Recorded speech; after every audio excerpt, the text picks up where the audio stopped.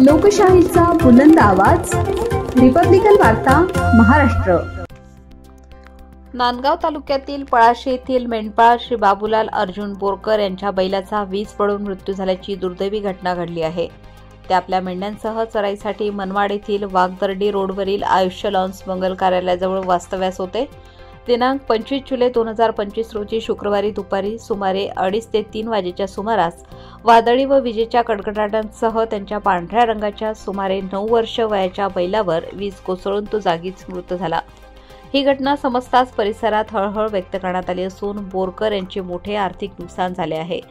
ग्रामीण व मेंढपाळ जीवनात बैल हा महत्त्वाचा आधारस्तंभ असून तो चराई, वाहतूक व इतर कामांसाठी उपयोगी येतो।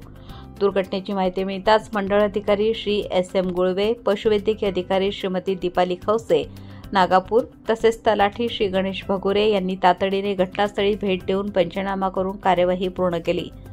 शासकीय नियमानुसार नुकसान भरपाईसाठी आवश्यक अहवाल वरिष्ठ कार्यालयाकडे सादर करण्यात आला असून लवकरच मदत मिळेल अशी अपेक्षा आहे।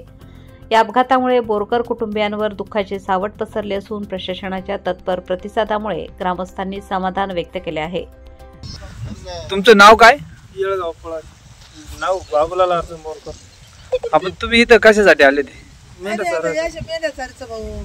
चारता चारता यस करून आता आम्हाला आता गरीब लोक आहे, आम्ही पोटासाठी येतो, आता काही इलाज नाही का पोटासाठी आमच्या जनावरला खाल्ले प्याले म्हणून।